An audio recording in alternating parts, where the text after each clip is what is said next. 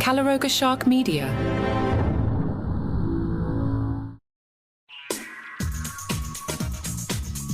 Hi, and welcome to Taylor Swift Today, a short roundup of all the headlines around Taylor's music, tours, movies, and life.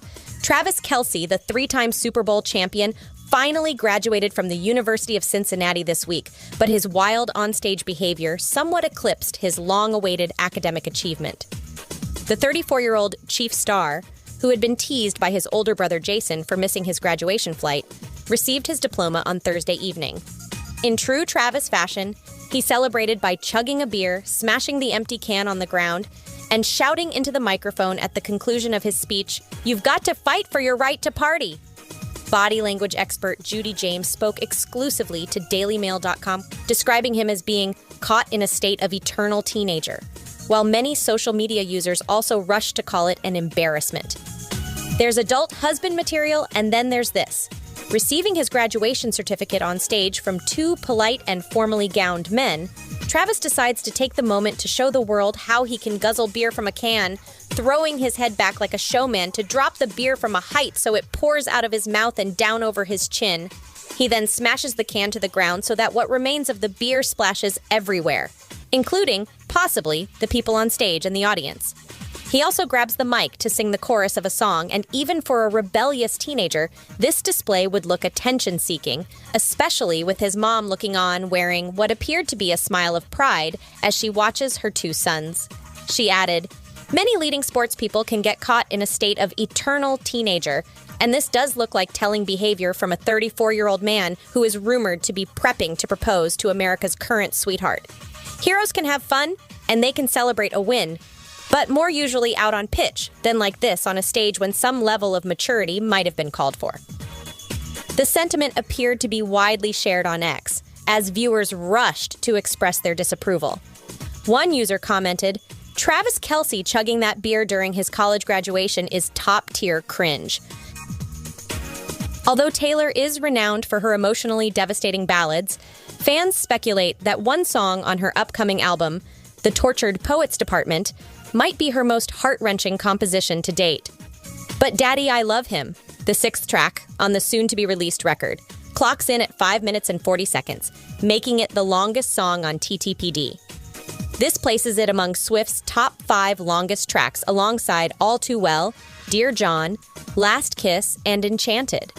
With the exception of Enchanted, a sweet love song about falling in love at first sight, all of Swift's lengthiest tracks are intricate accounts of relationships that have failed or are in the process of falling apart. Swift also has a tendency to mention her father in more heartbreaking songs. Given that TTPD is largely rumored to be inspired by her breakup with ex-boyfriend Joe Alwyn, but Daddy, I Love Him is likely to be an emotionally crushing experience for listeners. The father of a young Swiftie who fulfilled her dying wish to meet the pop icon during her Australian tour has shared a heartbreaking update on her condition. Perth girl Scarlett Oliver captured the nation's heart at Taylor Swift's Eras Tour after securing tickets to the Sydney show at Accor Stadium earlier this year, despite being given only 12 to 18 months to live, following a diagnosis of an aggressive form of brain cancer. In a life-changing moment, the 9-year-old received one of Swift's signature black fedora hats during the performance of her song 22 and was given a hug. However, in a tragic twist, Scarlett's parents have revealed that she may only have weeks rather than months left. Her father, Paul, shared on Instagram that much of the school holidays had been spent in the hospital due to complications with a feeding tube, vomiting, and extreme tiredness. He explained that oncology doctors had delivered the grim news about Scarlett's dire prognosis, with concerns that she may not make it to her birthday on May 7th. More in a moment.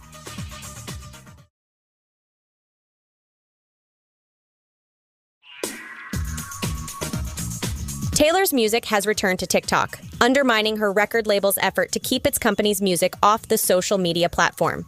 Swift, the only Universal Music Group artist who has been able to make her music available to TikTok users amid an ongoing dispute between the music publisher and the platform, saw most of her songs return to TikTok on Thursday, a week before the launch of her new album.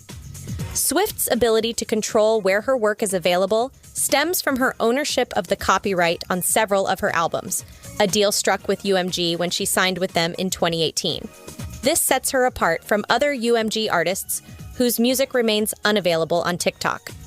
The news of Swift's music returning to the platform has been celebrated by fans and TikTok creators, many of whom expressed surprise at being able to use her music on Thursday and are eagerly anticipating the songs from her new album, The Tortured Poets Department, set to release on April 19th. Taylor Swift recently turned down a private concert offer in the United Arab Emirates last December, which would have earned her $9 million. Solo artist French Montana shared evidence of the push to book the Pennsylvania artist, but Swift declined without hesitation. In a recent interview on Vlad TV, Montana revealed that he had been offered $1 million for himself and another $9 million for Swift to perform at a private show in the UAE. Money is hardly an issue for the creator of the Eras tour. Forbes recently included her in its list of billionaires in 2024, making her the first singer to be included in this select group solely based on her work on stage.